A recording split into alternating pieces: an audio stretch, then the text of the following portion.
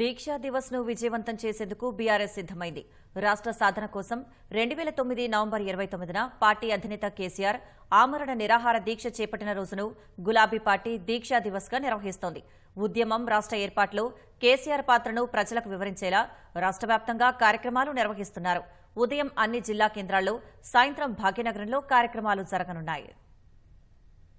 ప్రత్యేక తెలంగాణ రాష్ట్ర సాధన కోసం 2009 నవంబర్ 29న కేసీఆర్ ఆమరణ నిరాహార దీక్ష చేపట్టిన రోజును బీఆర్ఎస్ ఏటా దీక్షా దివస్ గా నిర్వహిస్తోంది.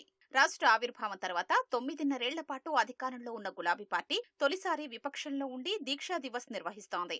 ఓటములతో నిరుత్సాహంగా ఉన్న పార్టీ కేడర్లో ఉత్సాహాన్ని నింపేలా కార్యక్రమాలు నిర్వహిస్తున్నారు. తెలంగాణ ఉద్యమ చరిత్ర, రాష్ట్ర ఏర్పాటులో కేసీఆర్ పాత్రను వివరించేలా కార్యాచరణ రూపొందించారు. అన్ని జిల్లా కేంద్రాల్లో పార్టీ ఆధ్వర్యంలో కార్యక్రమాలు నిర్వహిస్తున్నారు. పార్టీ జెండా ఆవిష్కరించడం సహా ప్రభుత్వ ఆసుపత్రుల్లో పండ్ల పంపిణీ, అన్నదాన కార్యక్రమాలు చేపట్టనున్నారు. నాడు కేసీఆర్ ఆమరణ నిరాహార దీక్షకు బయలుదేరిన కరీంనగర్లో పార్టీ కార్యనిర్వాహక అధ్యక్షుడు కేటీఆర్ పాల్గొంటారు. దీక్షా దివస్ నిర్వహించనున్న ప్రాంగణాన్ని మాజీ మంత్రి గంగుల కమలాకర్తో పాటు మాజీ ఎంపీ కెప్టెన్ లక్ష్మీకాంతారావు పరిశీలించారు. ఉదయం 10 గంటల నుంచి మధ్యాహ్నం 1:30 వరకు పోలీసులు అనుమతించిన కార్యకర్తలు పెద్ద ఎత్తున తరలివచ్చి కార్యక్రమాన్ని విజయవంతం చేయాలని కోరారు. దీక్ష తలపెట్టిన సిద్దిపేటలో సీనియర్ నేత హరీష్ రావు పాల్గొంటారు.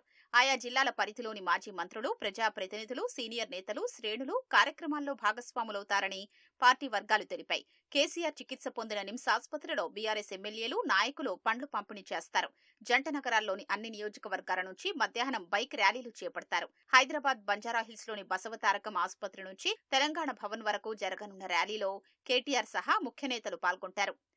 నిమ్స్ హాస్పిటల్లో పండ్ల పంపిణీ కార్యక్రమాలు జరుగుతాయి. ఆ రోజు గౌరవ కేసీఆర్ గారి నాయకత్వంలో మన అన్ని పార్టీలు కూడా తెలంగాణ రావాలి, తెలంగాణ కావాలి అనే నినాదానికి కేసీఆర్ గారి అమరణ నిరాహార దీక్ష సాక్ష్యం.